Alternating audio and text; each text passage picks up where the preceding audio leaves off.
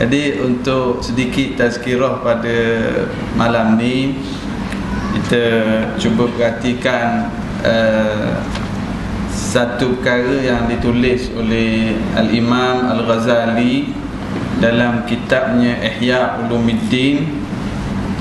Imam Ghazali ni hebat. Beliau mengkaji jiwa manusia, kaji orang. Sebab tu Ihya Ulumuddin menghidupkan ilmu-ilmu agama. Jadi cukup hebat tulisan-tulisan dia ni. Imam Ghazali tahun 600 lebih, sekarang dah 1434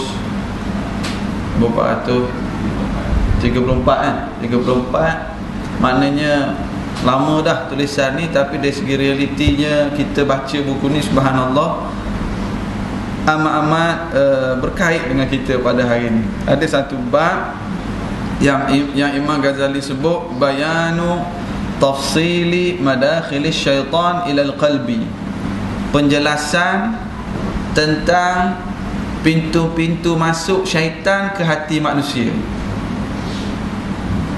Nanti di ujung nanti Imam Ghazali akan buat satu kesimpulan, macam mana kita nak selesaikan masalah syaitan yang duk masuk dalam hati kita ni. Kita kena kenal kok mana syaitan banyak masuk, melalui pintu mana.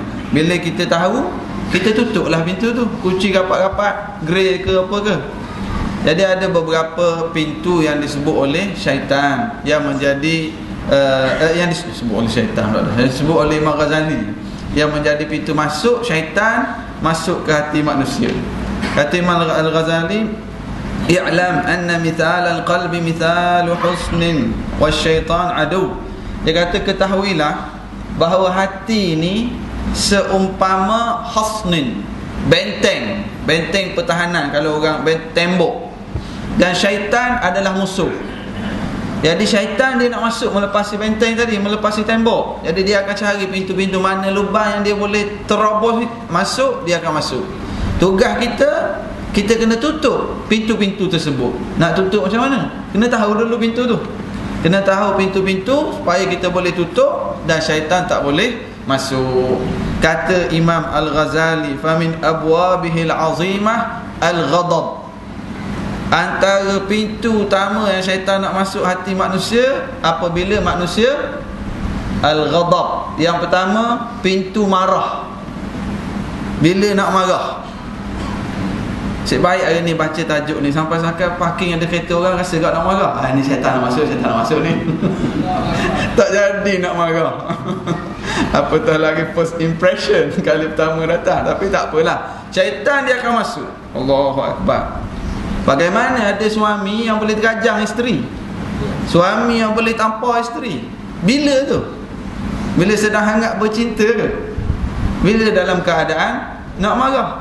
Kan? Biasa yang maki hamun isteri, biasanya maki waktu bila? Tahu jawapan macam biasa je.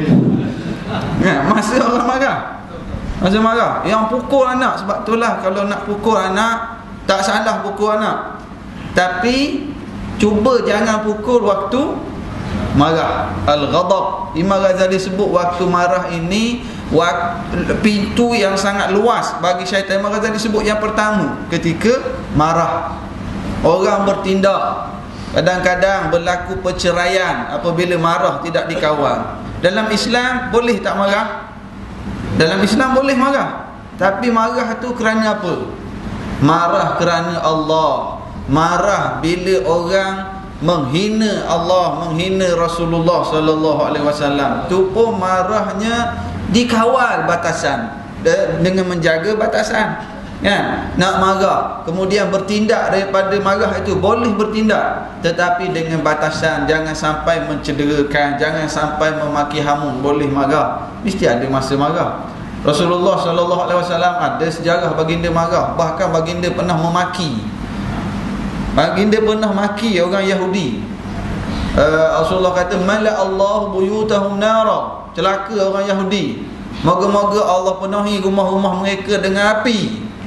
Qad syaghaluna an salatil asri. Mereka telah menyebabkan kita terlewat solat asar. Selepas Yahudi Bani Quraidah berlaku perang dengan Yahudi, menyebabkan Nabi dan para sahabat terlewat nak sembahyang asar. Ada riwayat sebut nak masuk waktu maghrib dah, ada riwayat kata dah masuk waktu maghrib.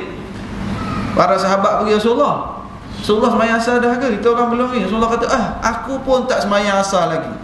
Ada dua riwayat kata dekat nak masuk asar, dan ada riwayat kata dekat nak masuk maghrib, ada riwayat kata dah masuk maghrib. Sehingga Rasulullah kata, celaka Yahudi ni, mereka telah menyebabkan kita lambat solat asar.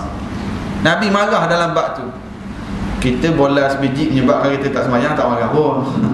Cuma marah sebab pasukan yang kita sokong kalah, tu dia marah kan.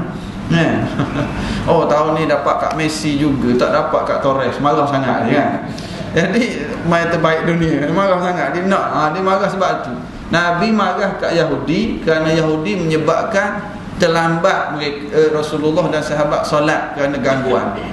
Marah macam Nabi ni tak apa. Orang menghina agama Allah, orang memperlekeh hukum hakam Islam, orang memperlekeh sunnah-sunnah Nabi, kita rasa nak marah, boleh tak? Boleh. Marah masa tu adalah tanda iman. Tapi kata Imam Al-Ghazali, marah yang menjadi pintu masuk syaitan, marah yang disebabkan nafsu, marah bukan kerana Allah, marah kerana keegoan manusia, marah kerana kebencian perkara yang bukan melanggar syariat.